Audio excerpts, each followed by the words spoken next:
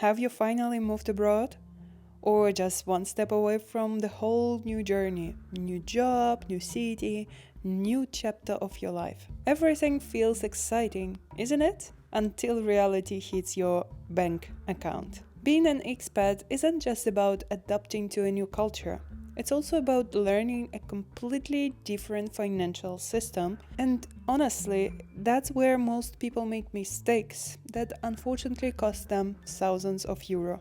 So in this video, I'll walk you through the biggest financial pitfalls that you need to be cautious about to avoid when you are moving abroad, because these things I would wish that someone would tell me before I packed my suitcase and signed up my first working contract in Germany, in Berlin specifically.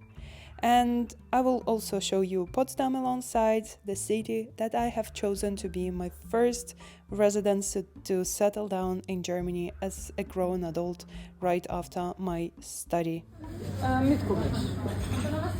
And let's start directly talking about the lessons I've learned, financial lessons. Lesson number 1 is to know the realistic salary range for your role in the local marketplace. Before accepting any job offer, research the realistic salary range for your position in that specific country or city. I know that market is not the best right now, but you should be well informed about the current offers. And I can't stress it enough that your salary abroad sometimes look very optimistic.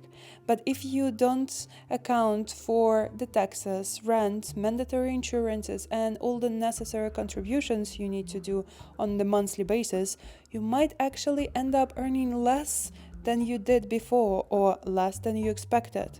So that's why I recorded a video for you sharing the real numbers, how much it costs for me to live in Berlin, and the structure also where I explain the German salary to give you a better understanding of what you should expect out of your gross income to get as your net income after all. But I also have to say you need to investigate the subject even more, browse, watch, read other people sharing the numbers to be fully aware about the financial lifestyle you are just about to put yourself into. When I just signed my first working contract in Berlin, I was so excited just to get an offer so quickly, and only later I realized that social contribution took away almost 40% of my paycheck.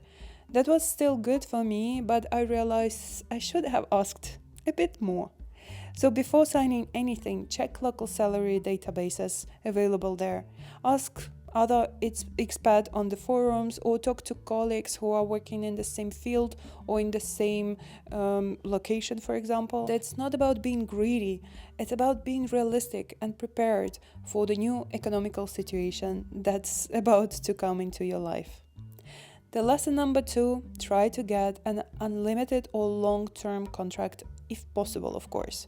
I know the current circumstances that we have on the market, but if you can, aim for a permanent contract instead of a short-term solution.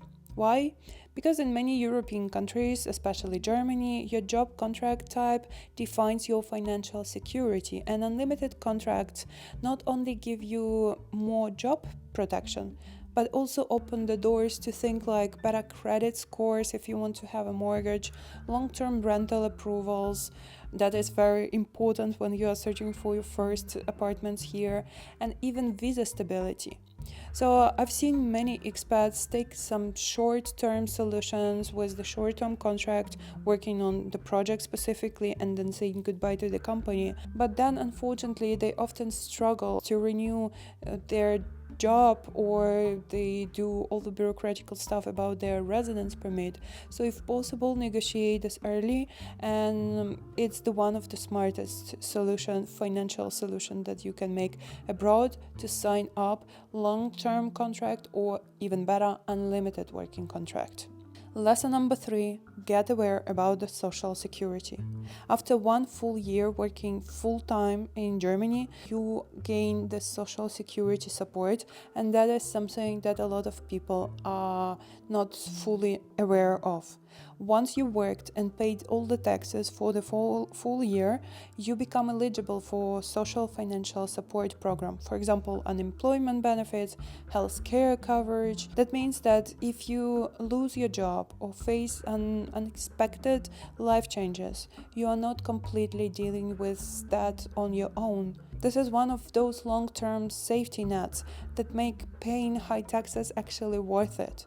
So the goal for you first year abroad is simply stay employed long enough to unlock that level of protection. And make sure you have a proper visa, not the job-seeking visa, but the working visa or residence permit. In this case, the worst-case scenario of getting laid off, for example, in foreign country would be softened by the social program protection and help you to deal with this difficult financial situation that you may face in the future. Lesson number 4, build your emergency fund early on. I know, saving might sound impossible when you're just setting up life basically from scratch in the new country. But trust me, your emergency fund should be your top priority, honestly. Unexpected things happen all the time. Visa delays, job contracts, medical costs, or even sometimes as simple as needing to fly home in a short notice. I always say that sooner you have at least your 3 to 6 months of regular expenses covered, the more peace of mind you will have. So that's why feel free to watch my video where I explain how you can calculate what is the targeted amount of money you need to save for your emergency fund and how to keep it aside and actually make sure that you are financially protected.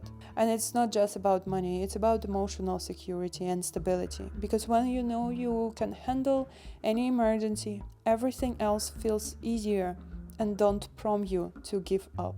And the lesson number 5, don't overspend on furniture or lifestyle upgrades in the first years living in the new country. Probably we have all done this. New city, new apartment, you want to make it look like Pinterest right away, and scrolling for new furniture pieces becomes a new habit for you. But honestly, that's one of the fastest way to drain your savings and potentially create more problems than comfort. When you are still adjusting, your priorities and plans can change fast. Believe me, I'm talking from my personal experience. You might move, change job, or even relocate yourself. So my advice will be to keep things minimal at first and invest in comfort, not into decoration. Buy, for example, essentials with the good quality, like a good mattress for sure, worth it to invest some money into that straight away. But postpone plans, books, or other pieces that will require maintenance work. In your first year, you might let things go, so better make sure you don't have a sentimental pieces that will make any change in your life even more dramatical. You can always upgrade later once your life gets stable and you financially are settled. That's why don't rush into lifestyle spending. Keep this for a while low-key and let it slowly improve as you are grounding. And I can only say that moving abroad personally for me was as a good investment for myself, but it was also a financial challenge. So if you plan it right, you definitely won't survive, you will thrive. And if you think that this video was helpful for you, hit the like button, let me know about that, and share it with someone who's just moved abroad or planning to do so. And check out my other videos where I talk about investment for beginners and share my experience living in Germany.